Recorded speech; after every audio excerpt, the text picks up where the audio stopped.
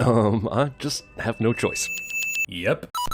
So wait, that wasn't even a church? Just a random crucifix in the middle of nowhere? The crucifix is a marker. It's supposed to mark where the road crosses. Also, I wouldn't have even questioned this if Tarantino didn't show it to me for 3 damn minutes. I am certain that if they showed this to you for even a second, you'd still question it. Okay, boy, we'll give it a try. Are we supposed to believe that John Ruth is some sort of kind-hearted Samaritan here? There's no way in hell he trusts Warren, and giving him a ride gives him absolutely nothing. Maybe he knows there's a plot later. If you play the whole scene, you can see why John makes his decision. I'll be dog. You black fella I know, Colonel something or other Warren, right? Major Marquis Warren.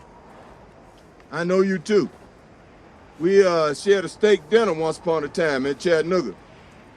You John Ruth the hangman. Why don't you explain to me what an African bounty hunter's doing wandering around in the snow in the middle of Wyoming? Trying to get a couple of bounties in the Red Rock. So you still in business? You know I am. Happened to your horse? Circumstances caused us to have to take the long way round. My horse couldn't make it. You don't know nothing about this filly here? Nope. Don't even know her name?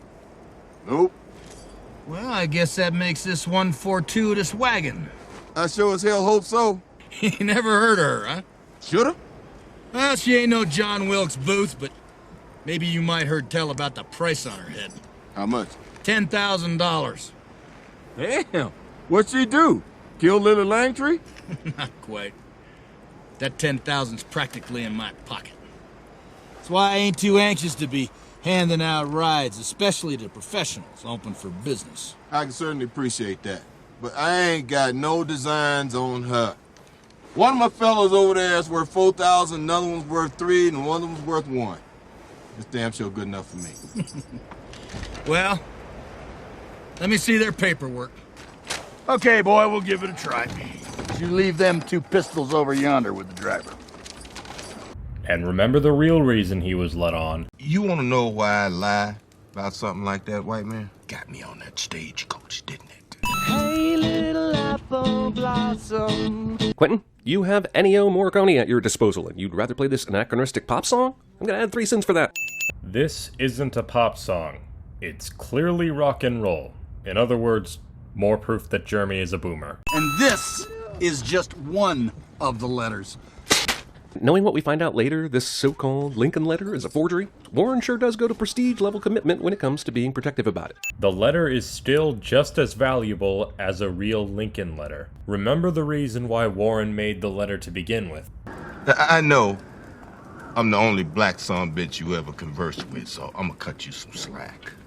But you got no idea what it's like being a black man facing down America. The only time black folks is safe is when white folks is disarmed. And this letter had the desired effect of disarming white folks.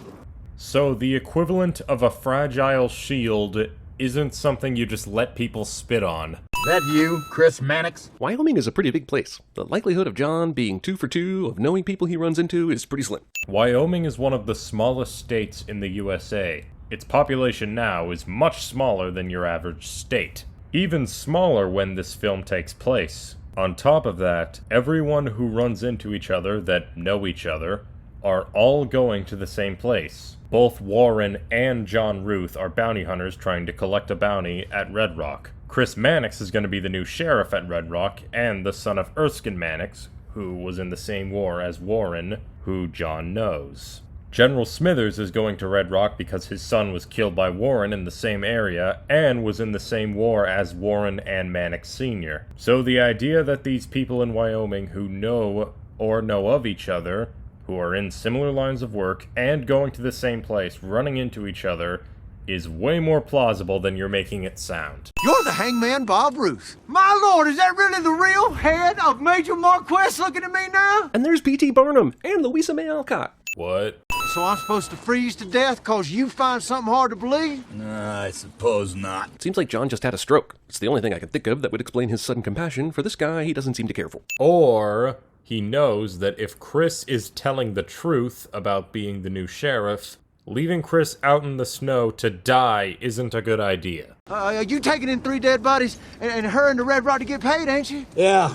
Well, The man in Red Rock supposed to pay you is me, the new sheriff. So if y'all want to get paid, y'all need to get me to Red Rock. Well, excuse me for finding it hard to believe a town electing you to do anything except drop dead. So I'm supposed to freeze to death cause you find something hard to believe? No, I suppose not.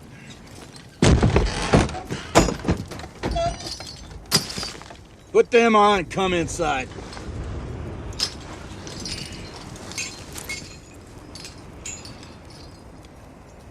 Nope.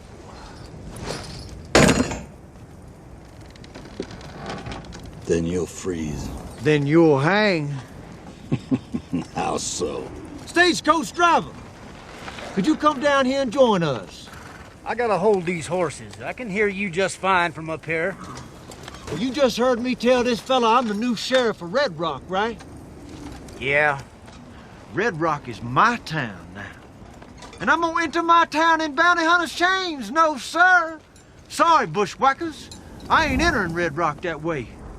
Now, when you finally get to Red Rock, you're gonna realize every goddamn thing I said was right. And I expect you, O.B., to tell the townsfolk of Red Rock that John Ruth let that new sheriff freeze to death. Ain't nobody on my head, bushwhacker. You let me die, that's murder. Gotta nail it shut! You will? Because when Bob walked out a bit ago, it shut just fine. The door shut just fine because Grouch and Pete were on the other side of the door, nailing it shut.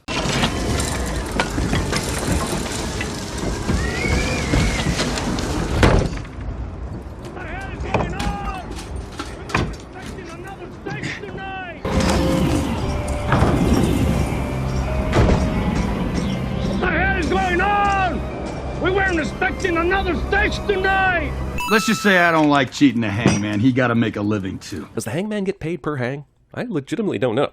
It seems like that would create a conflict of interest. Executioners, or hangmen as they're called here, are paid per execution. Why would this create a conflict of interest? Do you think police officers being paid to catch criminals and executioners being paid to legally execute them creates a conflict of interest? Also, why did you add 2 sins for that? It seems like that would create a conflict of interest. We're gonna drop one! Reda por tabaco. Ah, Red Apple, you're the thin thread that barely makes all the Tarantino movies somehow part of the same world. Why are you sinning this? This is just an Easter egg. This would be like sinning the Pizza Planet truck. Also, Tarantino's films are a part of 2 worlds, not 1. Also, the adding of Sin 42 and the sound effect are ever so slightly out of sync. Somehow part of the same world. Is that General Sanford Smithers I see? There must be only like 20 people in all of Wyoming, because there's at least one person who has some connection with the person they just met, which is very helpful when we, the viewers, don't know who anyone is in the first place. I already sinned something similar to this, so I don't need to say anything here. But ain't nobody in Minnie's haberdashery ever corresponded with Abraham Lincoln. You want to know why I lie about something like that, white man? Got me on that stagecoach, didn't it? Did it though? I thought it was the agreement between you and John about protecting your respective bounties. But that was so long ago now, who the hell knows? John and Warren agreed to protect each other's bounties when Chris got on the stagecoach, not when Warren first got on. Hold out your hands. O.B., give the major back his iron. One thing I know for sure, this nigger-hating son of a gun ain't partnered up with you. Now, I'll help you protect your 8,000. You help me protect my 10. Deal? So, yeah, pretty sure the Lincoln letter is the reason he was even allowed on the stagecoach. Got a woman? Fever took her, started us last winter. Smithers wouldn't be caught dead talking to a black person minutes ago, but now he shared personal details about his life. You knew my boy. Did you catch that? I'll play it again. But now he shared personal details about his life. You knew my boy. The sin counter lost 3 sins, even though the sound effect that played was a regular sin sound. But now he shared personal details about his life. You knew my boy. Captain Chris Mannix donned the dead general's coat and That is inexplicably without bullet holes and blood stains, even though he was shot wearing that coat 15 minutes earlier. The coat doesn't have blood or bullet holes because it's not the same coat General Smithers was wearing when he was shot. I know it looks similar, but it's not the same coat. General Smithers probably just brought a second coat that was just hanging somewhere. Why doesn't the blood John puked on Daisy affect her in any way? She basically has the poison coffee all over her. We can even see some of it go in her mouth. Now, Minnie like just about everybody, but she sure don't like Mexicans. But why? Is it so that Warren could one day solve a murder Agatha Christie style? That's such an oddly specific prejudice, which just happens to play into the hands of this plot. Maybe Warren made this up. Earlier in the film, Warren made something up about Minnie to test Bob. She still stinking up the place with old quill pipe tobacco?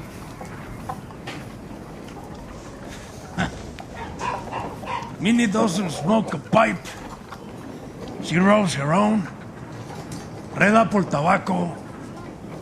A mi negro amigo, I think you already know this. Yeah, I do, Senor Bob. Just seeing if you do. Warren is probably doing the same thing here. Especially considering later, or earlier chronologically, Minnie doesn't bat an eye at Senor Bob despite supposedly having a Mexican prejudice. Let's see some faces, let's hear some names. At no point during this scene does Minnie's supposed hatred of Mexicans surface. Not even a dirty look. I already covered this. Movie steals the dead man's view shot, complete with Michael Madsen and Uma Thurman's body double from Kill Bill. Pointless reference. When the hangman catches you, you hang. This seems like a weird time for Marquise to get all sappy and decide to honor John Ruth. Can't we just shoot her and be done with it? Do you remember the exact reason? No, don't shoot her. Why the hell not? John Ruth. John Ruth was one mighty, mighty bastard. But the last thing that bastard did before he died was save your life. Next! The coffee! We're gonna die, white boy. We ain't got no say in that. There is one thing left we do have a say in. And that's how we kill this bitch. And I say shooting's too good for her. John Ruth could have shot her anywhere, anytime along the way. John Ruth was the hangman. And when the hangman catches you, you don't die by no bullet. When the hangman catches you, you hang. You only need to hang mean bastards.